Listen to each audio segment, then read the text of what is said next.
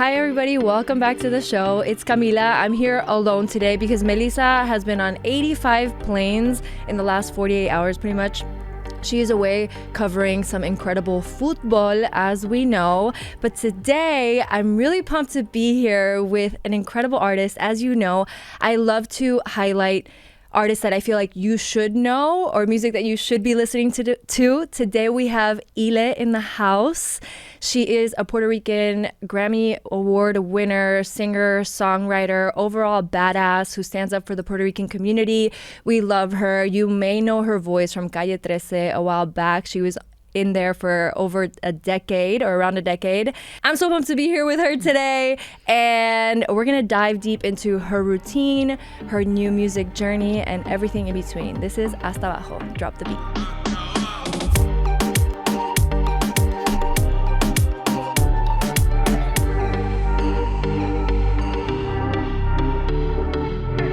Ile, gracias por estar. Gracias a ti. ¿Cómo te sentís? How do you feel? Bien, estoy happy. Happy to be here in New York. ¿Cuándo llegaste?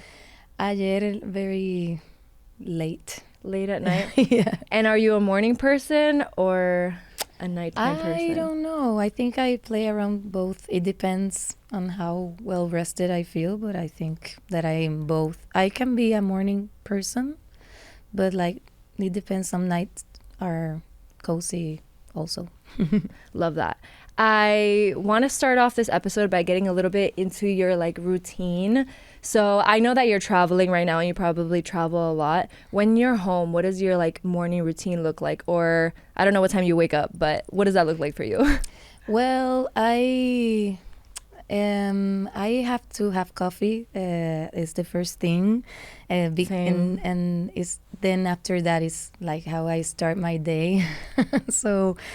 Yeah, I mean, sometimes I don't have coffee and I don't feel like bad or anything. I can go with the flow, but I feel that I just need it. It's something that I don't know. I'm not addicted to it, but I feel that I need it. And it's the smell, como ese olor al aroma a la mañana, como que es romántico, no sé. Sí, es verdad. Probably it has a lot to do with that, and I don't know, like a good strong coffee is nice. So yeah, I don't know. I start working like from my phone, and then little by little I start like going into the computer, like after the coffee, and I also work out during the week. Okay, what are your workouts looking like? Drop the routine. It's like weird for me because I am not an exercise person, but I started in the pandemic. And I started boxing. Oh, love. So I do boxing since 2020. I think I love the como que la técnica, como que because it's so fun. Like I'm lazy for exercise, so I feel that boxing, like I work out a lot of things at the same time. Yeah, and I feel that I do a lot of things, so it's just like I feel satisfied. Like okay, I feel that I did. And sometimes I try to balance it out with weights and everything, but like slow exercises don't motivate me as much, and I feel that boxing is so energetic. And you know what I love about boxing that I feel like a lot of people overlook? It's that it's meditation too, because tenés que estar prestando atención a lo que está pasando, si no, like you miss the mitt or you get hit in the face. So it's like you have to be present while you're boxing. Yeah, I love that. I mean, I'm not like I don't fight yet, like with anybody. I just like with my partner. Just with your partner? Yeah, because we take the class together, and I feel like I'm more confident. Like, sometimes we hit each other, and it's like cool because there's a lot of adrenaline, and you don't feel. I mean, it's not tough, but like you. Suddenly, like when you have a person in front of you, everything changes. Like everything that you learn separately, that the technicalities like changes when you have the person in front of you. Like it's totally different. So that's why I enjoy so much that part, because like I feel that this is the important part. Like when you actually have someone in front of you. Like, and I always think like as a woman, this is sad, but you know, like sometimes we get scared walking around the street. 100%. And it's like, at least I don't know if I actually am going to dare to do something, because maybe at the time of truth, I hope not, but maybe I get scared. But I hope that my natural instincts do something about it. Yeah. No, 100%. I feel like you might. Even though every time so. I get scared, I just fall on the floor. So yeah, that's all this why weight training you never for what? know. Yeah, exactly. You never know. But I just hope that I don't have to get there anytime. But yeah, I really enjoy it, and I go well 2, sometimes 3 times a week, and I balance it out with weights at my house and other stuff to keep going. But I do love it, and the trainer is also super nice, Christian Peguero. He's like the best. I love that. Okay, I went there. Christian. Yeah, I went there without not knowing anything about boxing. I used to like it when I was with my brothers, you know, messing around. Yeah. But like I was scared because I wasn't up to go. And he went along with me, just like no pressure, just learning little by little. And now I feel that I've learned so much. I still have a lot to learn. I feel that I'm totally a beginner, but I enjoy, like, it's like therapy. It's like I release a lot through boxing. I love that you box because I have been watching a lot. My husband is very into like jujitsu, unfortunately, which means that I have to watch a lot of like fight videos all the time in my house. But the good thing about like MMA and fighting and like boxing is that we have seen a big rise in like females participating in that sport, like women in the sport. And something I will never get over is how Amanda Serrano got robbed, and we were just talking about this. Yeah.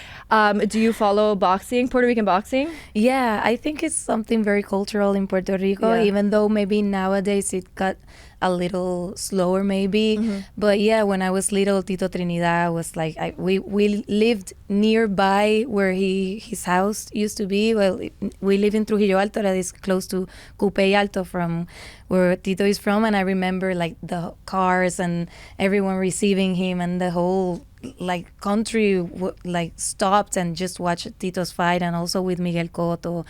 But like having female boxers it's great, like to have that space. I think it's needed, you know, and 100%. And I'm happy for Amanda, like now she finally has like the recognition she deserves, and a lot of people now like admire her, and I feel that it's more, I feel that I admire that she is not all about herself, you know, as a boxer. It's about women, like women in sports, you know, like I know that I appreciate that she doesn't make it about herself. It's just, and she's super talented, and those fights were very intense, and I feel that Amanda won, but yeah, I felt that she turned it around into, this is women's boxing. Like we can fill stadiums, and that's nice, like to have that message. Yeah, I love that, and I think that we do see it a lot in women in sport. Like if you're a woman and you're a professional athlete, I think the message is always that, like, women in sport, more women in sport.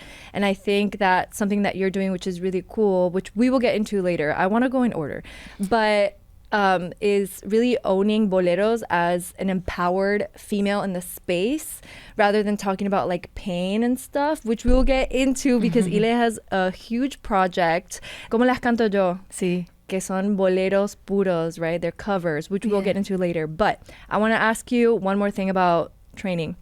What do you listen to? Well, it depends, you know. I like, it's nice to listen to music that's aggressive, but I feel that I enjoy listening like to jazz, like Billie Holiday. Okay. You're not the first person to say this. Because I feel that it compensates a little like what is happening. And yeah, it's just to balance out, because everything is so fast, and like I feel like my brain is like all over the place, and then like listening to something more soothing balances out a little bit.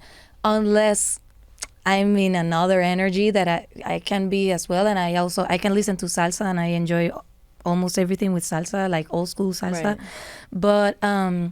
But yeah, like rap or whatever. But it's just like when I listen to more soothing songs, it's nice. Like suddenly it makes like I can be longer in the training and just not be so stressed out. I don't It's know. like training for a marathon and like choosing to go with like an audiobook or like classical music rather than like EDM the whole time. So I feel that like once you're like doing it for a while, it's like nice to have that balance. Yeah. So we have like the self-care physically that also translates mentally. Do you do any other kind of self-care like journaling or anything like that? I try, but I feel that my family is so big and we talk a lot, so I feel that it's That's like your maybe- journaling? I think so, yeah. Chisme. Because see, yeah, and it's because it can get very psychological, and Yeah. when we talk and with girlfriends as well, like suddenly the conversation can get very deep. Yeah. And most of the time, I'm in those types of conversations so Yeah. much that when I'm not in the mood and I just get a glimpse of the girl conversation and it's too deep for me, I say no, like not today. Like I'm not in this mood today, because I feel that every time it's normal for me to get deep into the psychology of many things. So I feel that naturally it's sort of a journaling, but I do try like sometimes to do journaling. I do like to cook, nothing super pro or anything, just take my time to just cook. It also relaxes me, like when I'm home. It doesn't matter what I'm cooking, it's just like cutting things and just like the order of cooking things. Like you need to do that because like creatively like there's many things at the same time happening, and like most of the time I'm like overwhelmed. Yeah, pulled in so many different directions. Yeah, so too. like when I do this more cotidiana Sí. things, is Day-to-day. it's soothing. It's nice. What about washing the dishes? Oh, I don't. Yeah, that's not your job. If you're cooking, somebody else needs to take care of that. But I that rule, I'm a bad person. Like I don't even apply it when someone else is cooking. I try if I'm in the mood, but it's like I can leave it for the next day if it's not too bad.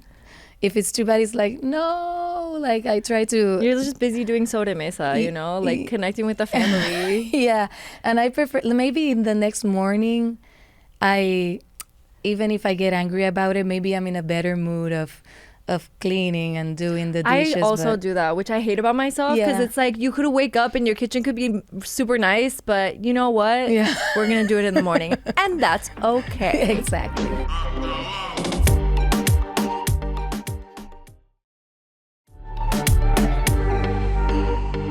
So I want to dive a little bit deeper into your music, but I kind of want to go in order. So I want to start from the beginning. Like you were literally born into a family of musicians. Can you tell me a little bit about what the atmosphere was like at home for you growing up? Well, it sounds funny, but there was a lot of music. Like it made sense to me when I saw that my dad made a cassette when I was born of just different type of songs, and I know because my dad loves That music. he composed? What? Or Sorry? that he composed? Or? No. That Oh. like a playlist. Yeah. Like a mixtape. So it was like funny because like I remember waking up and listening to music, like my dad, my mom's, my brothers, my sister. I'm the little one from that house where we grew up. So it was very normal for me to have music all the time, like in the car, like constantly. And What were you listening to? everything like salsa, boleros, but also like Queen and rap and heavy metal and Silvio Rodriguez, Mercedes Sosa. It was like a lot of things at the same time, and maybe that's why I just, when I do music, I don't limit myself into genres, because like for me it's just about exploring, obviously keeping your own essence, Of course, but yeah, like it's about, you know, knowing more about yourself and what you can do. So yeah, music has always been a very important part, and art itself in my house where I grew up. I love that. When did you start making music with your family? Because your abuela wrote music, recorded music. So were you just like always singing with your abuela? Like when did you start making music? Well, mi abuela, she loved music. She composed a lot of songs, but she had always had this. I mean, she passed away like in 2011, but she always had this resentment with her dad because like her dad didn't let her fulfill her dreams. Yeah. She got a grant for studying in a university outside Puerto Rico, and like her dad didn't let her, and it was sad. So she kept writing and she kept trying to sing her songs and trying to record. But the last time I think she told us that when she felt that the guy was interested in something else with her, she stopped and she didn't record anything. So it was like frustrating for her. But I think that watching us all grow so interested in music, it gave her like a motivation, you know. And my sister one day said, why don't we get together with her? So we listened to her songs, and she recorded a cassette, a tape with her compositions. Some of them were with her recordings that she from in the 78, but like in a live bohemian place. Yeah. And the other ones was her voice, like older, just letting me know stuff while she was singing the songs like a cappella. So Stop. That must be so special to it listen is, to. Now I'm about to cry. Oh my yeah, God. yeah. And she was like, she taught me a lot of music. She was very strict, so every time I was messing around singing and imitating voices, she didn't like it. And I say, "Ay, come on, I'm just messing around. Like, I know that's..." And I say, no, like, she always wanted me to sing like myself, like not imitating other people's voices. But I was a teenager, you know, I was growing up. But that stayed in my head when I was singing more professionally. I understood what she was talking about. And yes, like, those people already did what they had to. Like, why would you want to sound like somebody else? Like, you have to... There's obviously influences, but it's important to find your own way of singing and telling these stories through songs. And your voice is beautiful, might I say. Thank you. So I assume it was probably a very like seamless transition into what then became or is Calle 13 with your brothers, right? Yeah. How did that come about that you guys were just like, let's make a music group?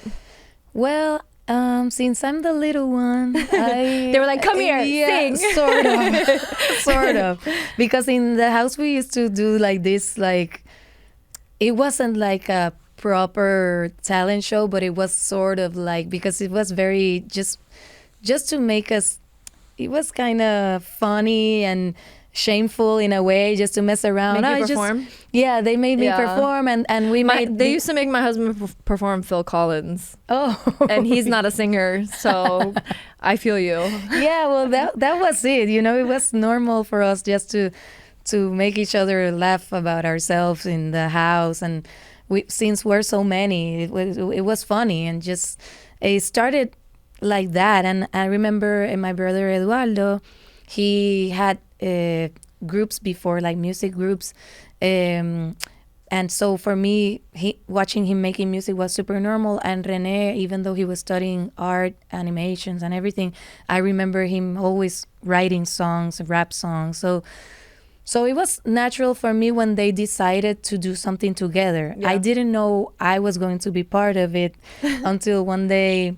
I mean, I loved to sing when I was little. It was like, then I started playing the piano. Piano was sort of my thing for so many years, but now I don't know how to play the piano anymore because I decided to sing. So I don't believe that. No, I mean, yes, please. She's like, for real. Yeah, it's for real. Maybe if I take classes again, something will the memory, but no.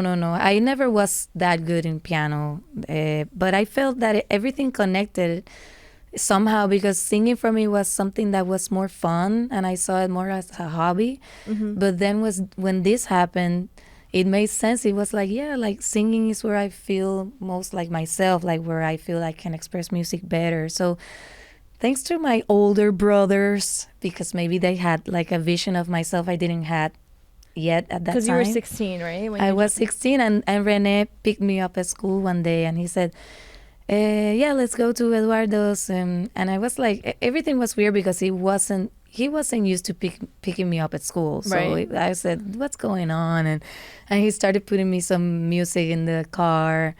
And he said, sing it like, he started telling me to imitate other people. And then he said, okay, now sing it like yourself. And I say, I don't know how to sing like myself. And he said, try.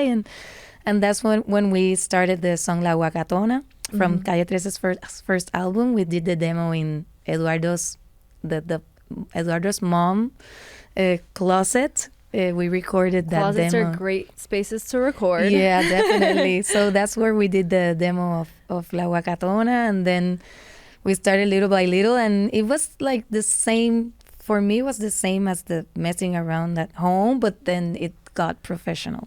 Yeah. And then it just blew up from there. Yeah. What's like one of your like favorite memories from that time? Oof, I don't know. There's so many. So many. Well, the beginning was nice, but at the same time, it was overwhelming, and we were learning so many things at the same time, and it was like weird because we didn't know exactly what was going on.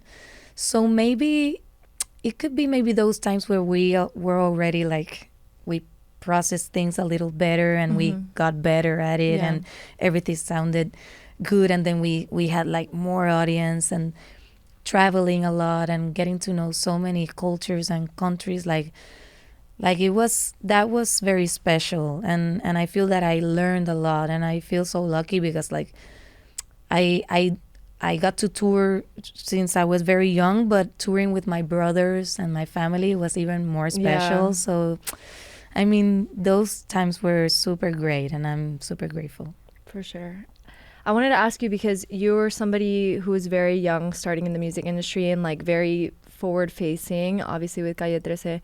And you guys did start speaking out about like social topics. What was it like for you to receive? Because I'm sure that you also got a lot of hate as well. And how were you able to like process that at such a young age? Well,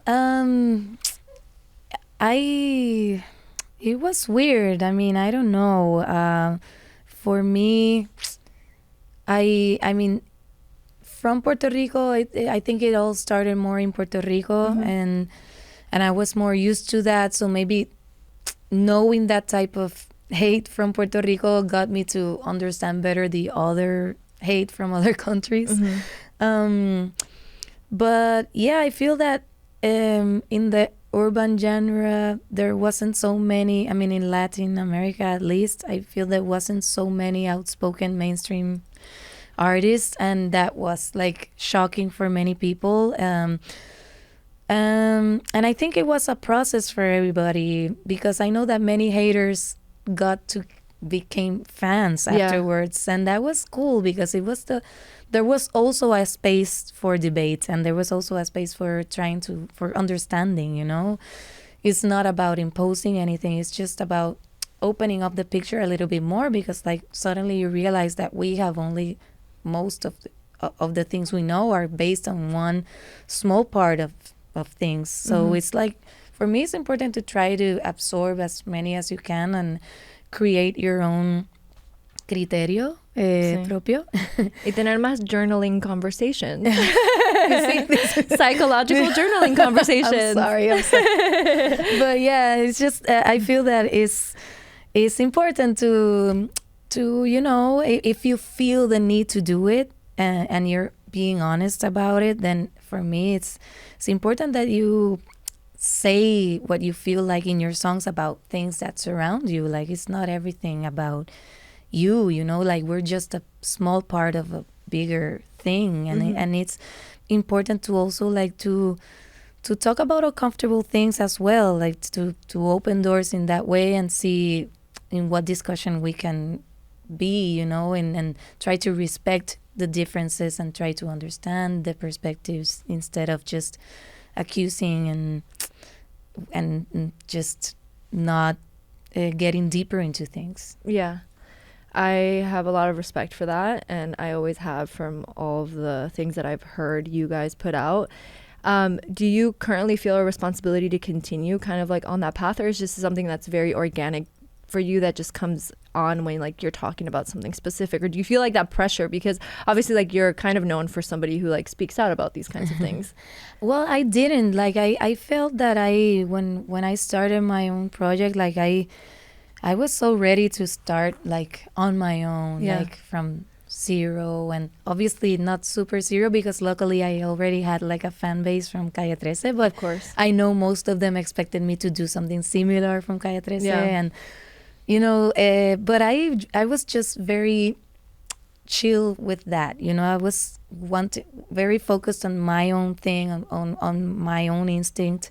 So I didn't want to pressure things unnecessarily. So I think it naturally, like I grew up in a family where these topics, like social topics, were spoken about, and also in school, I remember wondering myself why some things that I was taught at home were more censored at school, and like that made me wonder. But I never felt like a pressure or like imposition in my house where you have to believe in this. It was I went on my own, like and everything kind of made sense to me in a way, like differently from maybe most of similar from my family, but maybe we might have differences somehow, I don't know, but I feel everything it's transforms throughout the years, and people, you know, that generations see things differently, and that's interesting also to analyze. So yeah, I feel that I just if I feel the need to, or if I feel uncomfortable about something, I need to speak out about it, I do so respectfully. But it's just something that I need to, because I need to try my best to understand at least things a little better, and if I don't speak about it, it's just they're all messed up. Yeah, I feel that.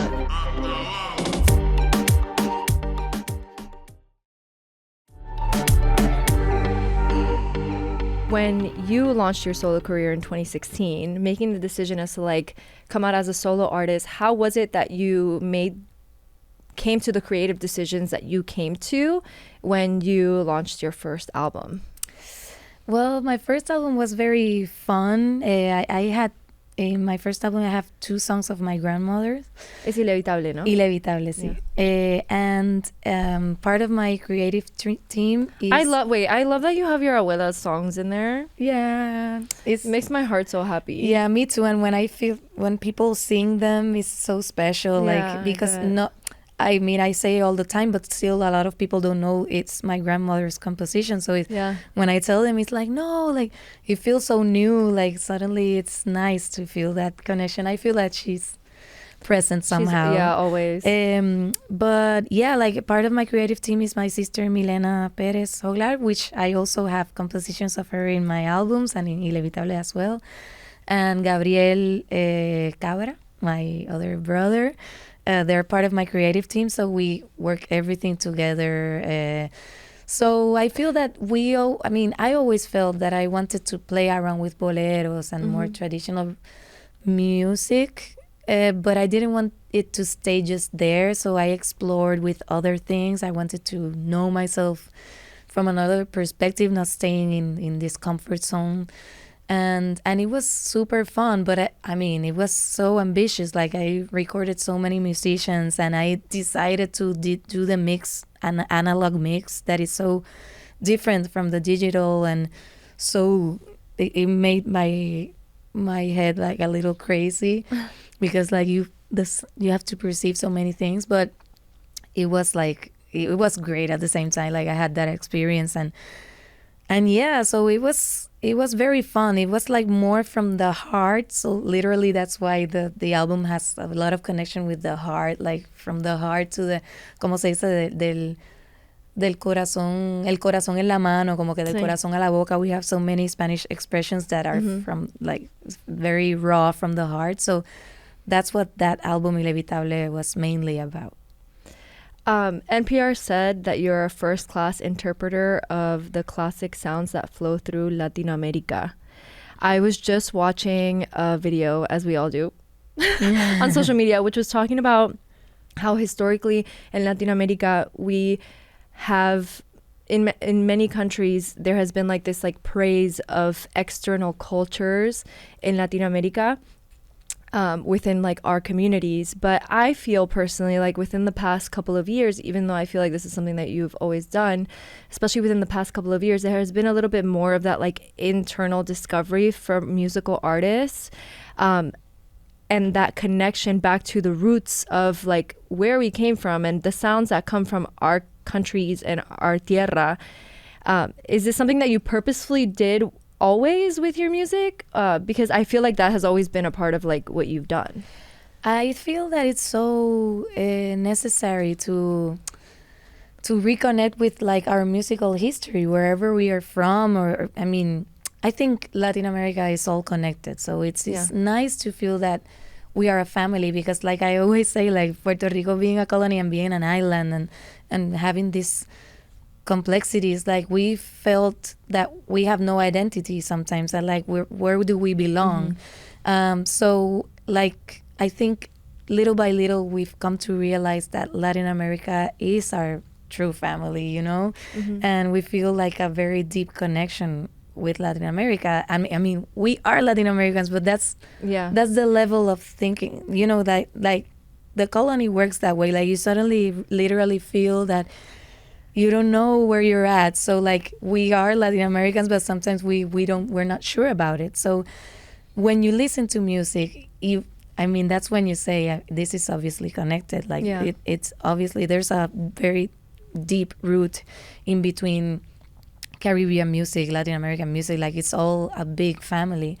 And it's so sad that, you know, history and everything has made us tried to make us like disconnect from each other. But it's so nice to see art and music, especially to have that reconnection with that history, for us to, you know, to transform it in the present we're at, and for it to keep being part of us today, not being forgotten. You know, it was like a hard work for those people to do those songs. I mean, and most of those songs speak about their truths from other times that can be connected to the times we're living now. And suddenly like it makes us feel a little less alone, and it's nice to find those connections with where we're from and also with other countries that are nearby.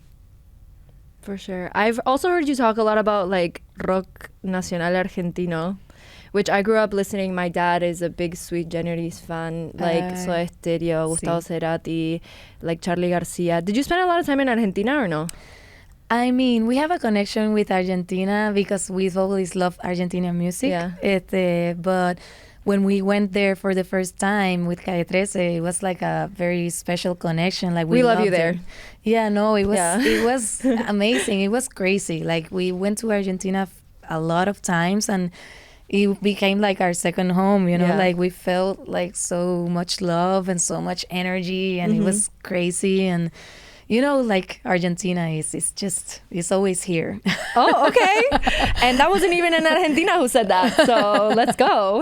No, yeah. Argentina is like if not the top, one of the top audiences. Oh, really? Yeah. Okay. I did see a video from the Kendrick Lamar concert in Argentina that just happened. And I was like, insane. Absolutely crazy. Yeah. So we do kind of pop off for certain things. There's not that much perreo out there, though. I went to like a concert out there and I was like perreando, and I was like kind of like one of the few ones, and I was like, y'all need to step it the fuck up.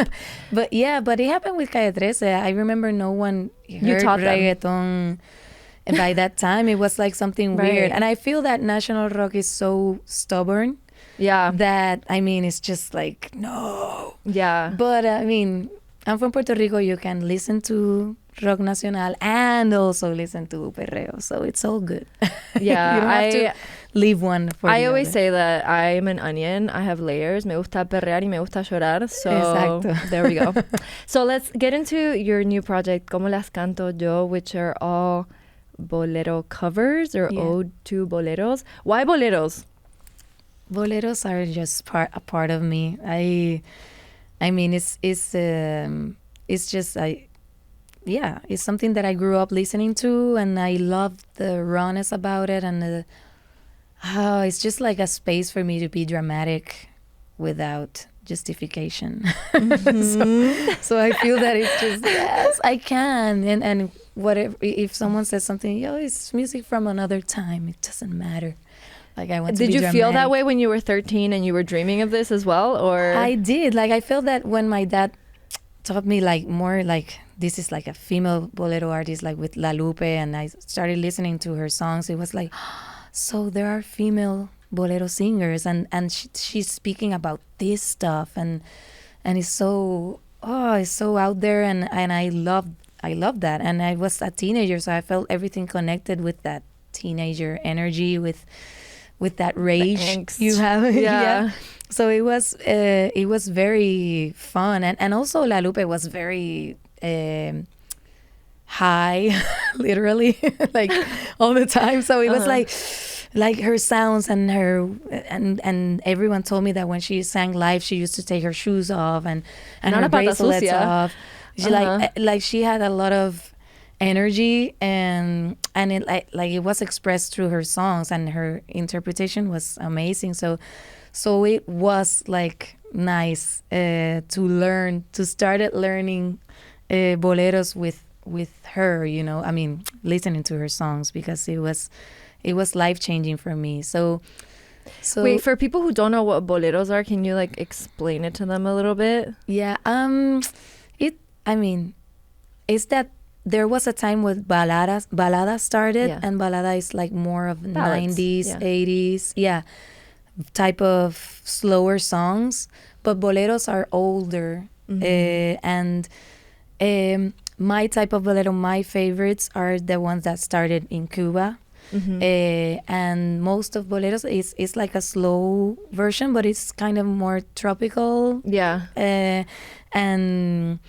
And it has like a psychedelic vibe to it, but it's like very intimate for me. But a lot of people associate boleros like with formality, because it used to be that way, you know. It was kind of formal, but for me, boleros are more streetwise, you know, and that's what I tried to do with this album, like more informal. It feels like very like you, it's that mystique, like, but it feels grounded. Like, it feels like you're a badass, like, a mafia bitch. Like, that's what I feel like when I listen to it. Like, I feel so empowered and like ready to fuck it up. Yeah, transparently. That's nice, because that's the energy. Because people hear boleros, and most of people, oh yeah, my grandma's songs that are cute and they're nice, but these are toxic boleros, most of them from the album. Right. So let's talk about that, because you are covering a lot of boleros that were performed, written by men, right? Well, there's a mix. Varied. There is varied, and the only original song was written by my grandmother. No te detengas. It's the only Wait, I heard a little bit of it earlier because I was watching an interview. She's just una sucia. I really love her. She reminds me so much of my grandma, because my grandma, my abuelita Rosa, like, she would come back in the street, like, I would tell her like something about my husband. She would like always try to get into these like dirty details. I'm like, abuela, relax. Like, that's the same that happened with us. Like, it was like, no, but she enjoyed it. So no te detengas is because she wants him to keep going. Yeah, exactly. No te detengas, don't stop. Like, I want you to keep going. So I can't wait to listen to that one. Yeah, and it's nice because the it's like one of the prettiest musically. It's like very pretty, but it's like sexual at the same time. So it's like about that beautiful moment of enjoying the sexual thing happening. So but yeah, these albums have different like men and female compositions, but some songs are kind of twisted the perspective, male female. But there are also like a lot of composers that I admire, like Tite Curel Alonso, like a very famous Puerto Rican composer, Silvia Resach, that also a Puerto Rican composer, that are like one of the biggest. So I admire them a lot. Their songs are so beautifully written, and also some bolero songs are like salsa artists that did some bolero songs, and I did like a version of their reference, you know. So it has a mix of different types of boleros, but with a minimal instrumentation, because I also love those very, very intimate sort of singing in your ear type of boleros that just makes you melt. It's hot. Yeah, I loved it. And the visuals for the music videos, did you come up with like the creative behind that, or like can we talk about that creative too? Because I saw a couple for the tracks that I've seen that have dropped so far, and I'm telling you, like mafia boss, like men in the back, like it doesn't matter, like it's about you and your friends so far that I've seen, and I really stand. So tell me about that. Well, I think this album, since the beginning, I thought about it. I was very connected to this female bar street energy, because sometimes I still feel like I like to play pool in bars, and I still feel, not always because we're in another time, but I still feel kind of a weird thing when the female plays pool. There's like most of the men can be very condescending, and some, for sure. And I feel that still women in bars, it's still very like it's still something that is a taboo, you know, like we can enjoy ourselves as well, and that's why I was very connected to this. God forbid a girl likes a beer. Exactly.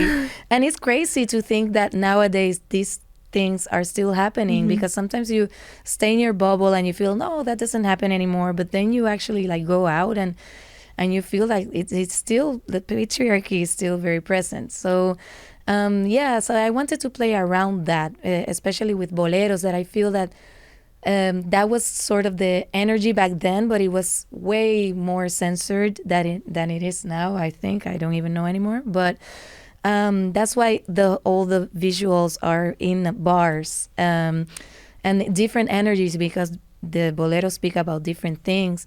But they do have very different energies. Yeah, but I like that there is something freeing about it. Like even if she's sad in the bar, like she's free and sad, you know, she's just processing her sadness on her own, and then she processes it with friends in another energy. But it's just like herself giving her space, like giving herself space to process however she feels in a bar openly.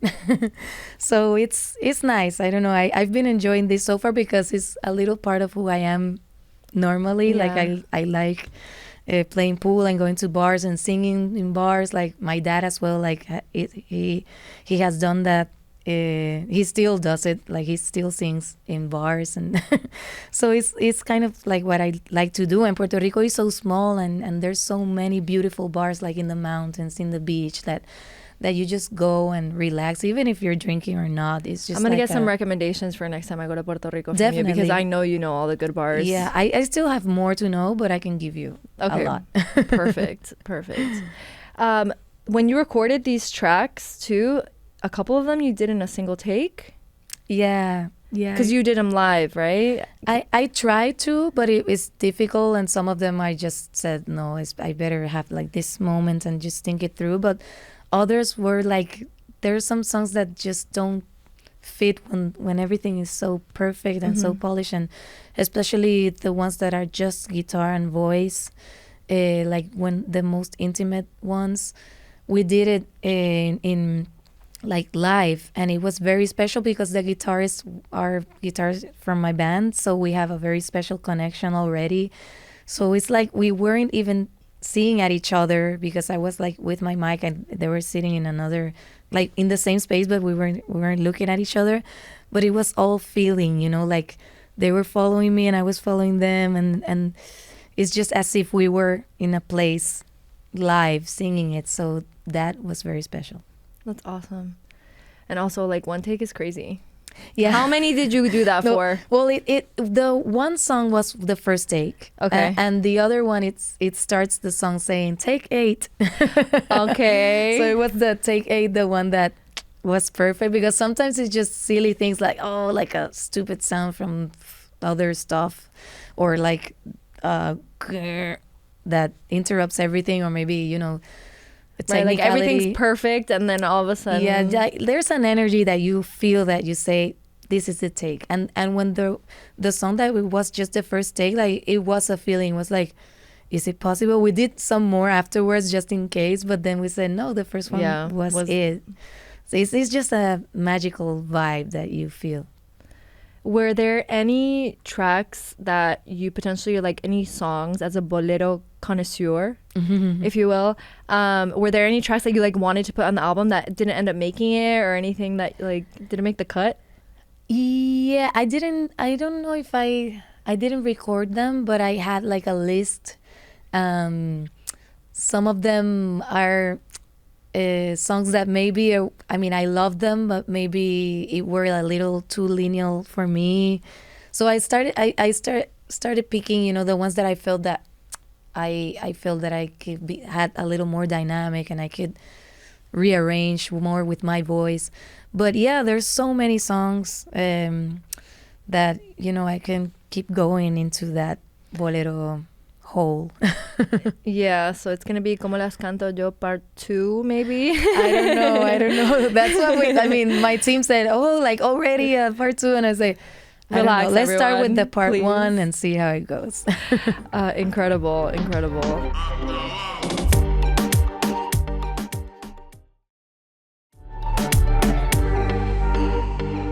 You also recently performed at La Residencia, Yes. which was so special. I went 2 days in a row. Oh, nice. I had fun. Yes. It was incredible. It was. But you had the honor of presenting Lo que le pasó a Hawaii. Mhm. What was that like for you? It was amazing. Like I was with a whole statement. Like I was dressed up as a Puerto Rican nationalist female leader. So it was like controversial, but I felt that it was very from my heart. Like I felt that I needed to pay like an homage to female leaders that loved Puerto Rico and did something about it, and you know, tried their best. You know, so I like that song has like a duality, because it is like very sad, because it speaks about desplazamiento and colonialism and things that we are going through in Puerto Rico and in many countries as well. But it also has like a strong message for me that I think it's like motivational for us to like to do something and take action. So I gave more of that energy. And I just went with it because I felt like it, because like, yeah, and it was so emotional to feel that people connected with it a lot. And it was very special because people are singing these songs, but like we actually have to analyze what we're saying, and how powerful these words And are, how and the important it is, message. yeah. So it was very moving to feel that, you know, and I feel super grateful to have been a part of that. Of course. I saw it from home on Instagram. Unfortunately, I wasn't there live for that performance, but it was extremely moving. And I have to say that as somebody who's not even from Puerto Rico, like, I just felt so honored to be there in that space, even although like it wasn't a night that I had the luck to see you perform that track. But it was just so nice to see like the unity, the celebration, the empowerment, and everyone just like celebrating. And I was like, I was singing like I'm fucking Puerto Rican, like. Yeah, that but was like nice. it's a big time for Latinos, especially today, to like have these spaces to be able to talk about these things and to connect in this way with everything that's happening in the world. So thank you for always being a vessel and a voice for that. Where are you at right now in the world? Like, because you are a person who is very outspoken about these things. Obviously, I've mentioned that a couple of times, but for people who like might be losing hope about, you know, their identity with everything that's happening in the world, do you have any like motivation or anything for people that, like, for example, I feel like, especially in the United States, people are feeling a little bit more ashamed to express themselves and to be Latina, whereas I'm showing up on camera and teaching my classes, be like, here I fucking am. I'm the most Latina bitch you ever met, you know? And you continue to show up in the way that you've always shown up. But do you have any message for anybody? Oh, it's so, I will try my best not to get psychologically and deep, but I think it's so hard, and I think I understand people that can feel intimidated by many things, especially what is going on today. And as I keep learning things, I realize that it's a privilege to go out on the streets. It's a privilege to show up like yourself and say out loud, I'm from Puerto Rico and I'm Latina. Like, for many people, they just don't. I mean, it's too risky for them, and it's so sad. Like, life, the world shouldn't be like this. Like, it's not. It doesn't have to be. I mean, it doesn't have to be necessarily an utopia. It would be nice, but but at least, like, give space for each other to just be, feel free about themselves. And it's just so ironic that, especially like in the land of the free, is where we feel less free. So I feel that I like something motivational in these times. It's very hard, but yeah, taking risks is powerful, is scary, is necessary. But I think that the important thing for me is to have community, to at least seek for people trustworthy, and try to find ways to look up more for each other, and instead of just turning away and just feeling farther from each other. And I feel nowadays, especially more now than ever, I feel that with so much distraction that is going on, like, it's so important to disconnect a little and just be human and just hug more and just feel more. And I feel afraid that sometimes we are forgetting how to feel. We are not so connected with our emotions and our feelings, and not giving so much credit for it. And we don't have to allow that. We don't have to settle for that. Like, so yeah, find community, even if it's one person, and try to take risks if you can.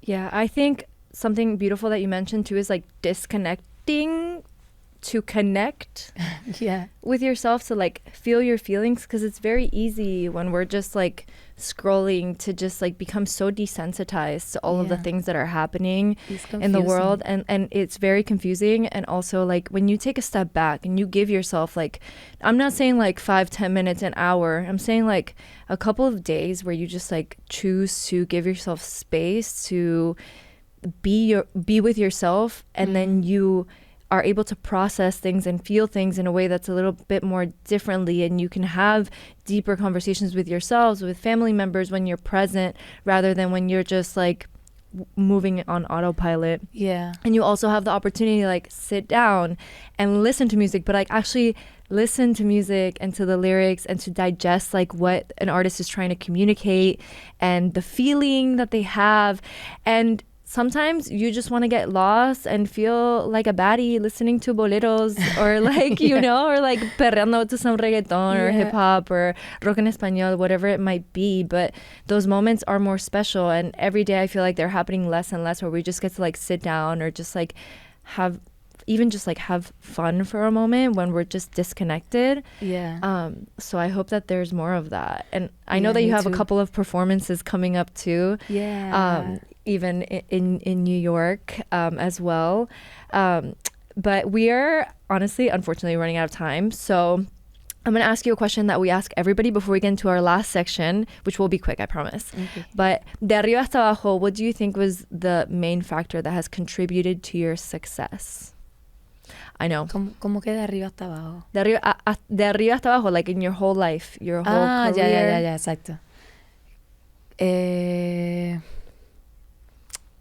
My voice. Let's go. T, period. That's it. Iconic. That's it. Congrats. Felicidades. Your abuela would be so proud.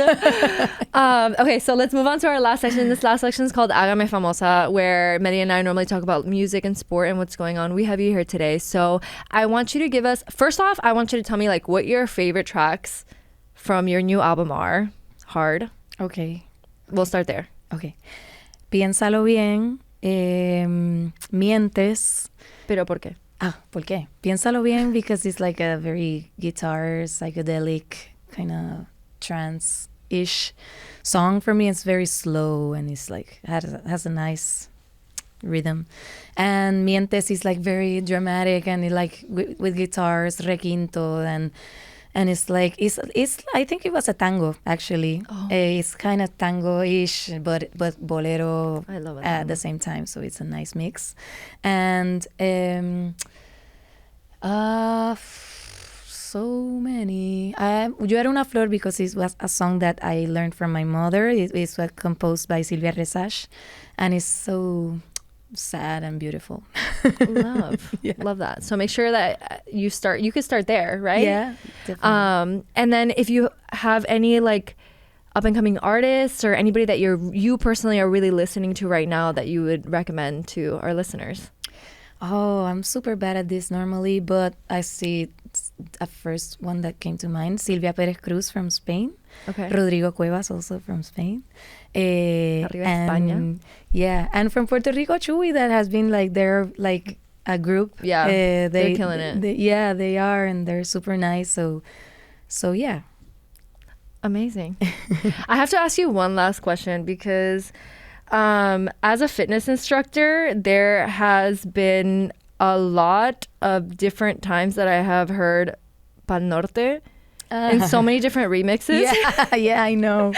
How do you feel that you're on so many guarachas? It's so funny. Like sometimes I'm like hanging out somewhere and they, now I'm like, whoa, like it's so funny. It's so like you're on the boats in DR and RD, like they be playing you in a guaracha all the time. Nice, yeah, and also like a techno-ish, like all of them. Yeah, every possible remix. It's so funny, but I never thought that was possible until you just hear and I say, oh, of course, yeah. Totally. Well, it works for me. I know inside your heart it might make you feel a certain way, but it really works for us fitness instructors. No, it's funny. I do enjoy it. It's just that I never expected it to be that way, but I do enjoy it. It's just like suddenly you see like a sea of possibilities with that part that I wasn't expecting. Right. Where can people find you if they want to connect with you? Well, in Instagram and TikTok, although TikTok I'm learning. Mm-hmm. I just watch it, but Cabralu, arroba Cabraluz. The fact that your last name is Cabra is very cunty. Yeah. Yeah. Thank you. And in X, I don't know. I also like I'm just not so good on social media, but I do Instagram the most. Okay. But I'm at Ilevitable at that, and ilevitable.com if that is usable today, but there's everything like very well organized there, but yeah, that's it, I think. Love that. And you can find her on Spotify, all music streaming services. Make sure that you guys stream her album Como Las Canto Yo. You're gonna love it, and watch all the videos because they're so good, I promise you. Like incredible. Ile, thank you so much for joining us here at Hasta Abajo. And we'll catch you next week. We do this thing at the end. It goes Hasta Abajo, Hasta Abajo, Hasta Abajo, Mami Hasta Abajo. Hey.